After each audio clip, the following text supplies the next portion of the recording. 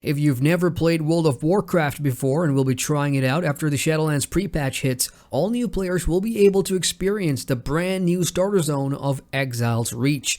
I'm Adrian and I'm here to share my thoughts having played through it. Let's start with a spoiler-free overview of Exile's Reach. Your journey as a new adventurer in Azeroth begins on a boat. You are part of a searching party that's out to discover what's happened to an expedition team from your faction that went missing on the island of Exile's Reach. This story is the same regardless of your faction, and while the characters are different, the flow and overall narrative is consistent. Right from the off, you'll be getting tutorial instructions on how to play the game. It's basic and caters to MMO first-timers, which is cool coming from World of Warcraft, so expect to get hit with a dose of modern-day WoW from here on out. Now, I did this on 2 new characters, and the entire new player experience on Exile's Reach took about an hour to finish. And of course, there are some conditions about who can get into the Exile Reach starter zone. If you're a new player on a new account, starting with your first main character, then it's non-negotiable. You will have to do Exile's Reach and then the Battle for Azeroth expansion straight after. For existing players, you'll be given a choice of selecting which starter zone you want, unless you are playing a hero class like Demon Hunters and Death Knights, or allied races which start at level 10 in your faction's main city. Once you're on the actual island, the fun begins as you slowly start exploring and questing to find members of the lost expedition. And it's during this series of early quests where you, as a first-timer in World of Warcraft, will get a true taste of what the questing is like. You have hub crawls, of course, that advances the main narrative, moves you along further into the island, and most importantly, teaches you the basics of playing your class, and Blizzard has localized the content to fit your chosen class. For example, I finished Exile's Reach as an Alliance Rogue and a Horde Hunter. The voiceovers and instructions are tailor-made to what you're playing. Good.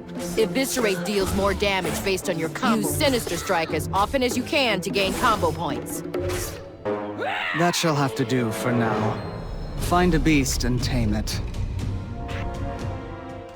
And later on, one of the quests will give you a class skill too. And as a rogue, I learned Poison, which is a class staple. So it's imperative that you new folks try to finish every quest on the island, and there isn't many to begin with, so this shouldn't be a problem. As for something cool you'll come across, one of the most overused kill quests in the history of MMOs is the let's kill an X amount of boars type of quest. And as an existing player doing Exile's Reach, for the first time, the moment I saw the boars in the quest, I'm like, okay, here we go again. But Blizzard had something else in mind, and you instead get to play around with a different quest mechanic of resizing the boars instead of killing them. And that's a fresh take on an old trope, which is just an example here on Exile's Reach of what World of Warcraft is doing to modernize the early experience, while at the same time showcasing to new players the quirky side of its questing mechanics, one that us existing players have been so familiar with since the beginning of WoW right up till today with the various world quests available to us at the endgame. You'll also find a few optional kill quests as well that shows you what group questing will look like, and before you know it, you're at the home stretch, the Dark Maul Citadel dungeon where you need to put an end to the threat on the island. And yes, this is an actual dungeon that scales, teaches you about roles, and if you're on your own, it can be done solo. That pretty much is the flow of what you can expect, and I have to say, putting myself back into the mindset of a new player doing this, Exile's Reach is fantastic. The pacing is good, so you're picking up levels and new class skills pretty quick, and they also complement the stage of questing that you are in, so you'll feel like you have the tools for the job. I won't touch on the story too much as I don't want to spoil that for you, but it's decent, it ties into what comes next nicely.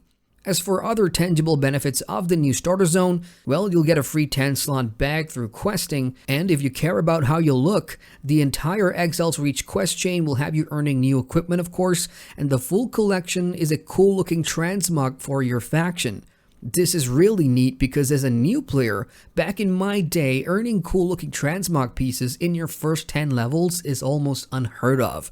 So this is nice and a good incentive for existing players as well to do Exile's Reach and grab the transmog pieces. Now, once you're done on Exile's Reach, you would have hit level 10 already, and you'll be ported out to your faction's main city, either Stormwind or Orgrimmar for a quick interlude.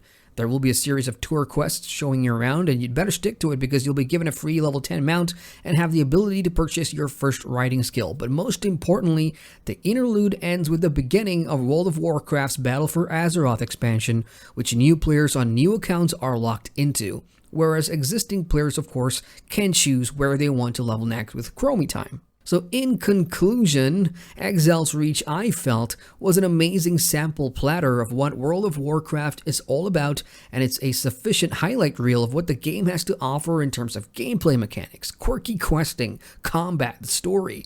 And if I had the chance to do Exile's Reach when I first started, I would have taken it in a heartbeat.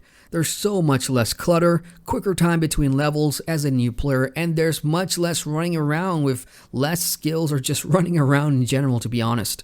However, if you feel like you're missing out on the vanilla starter experience and you want a taste of that, then you can always check out WoW Classic, which is included in your subscription, or start another alt after your main character and main account has progressed further.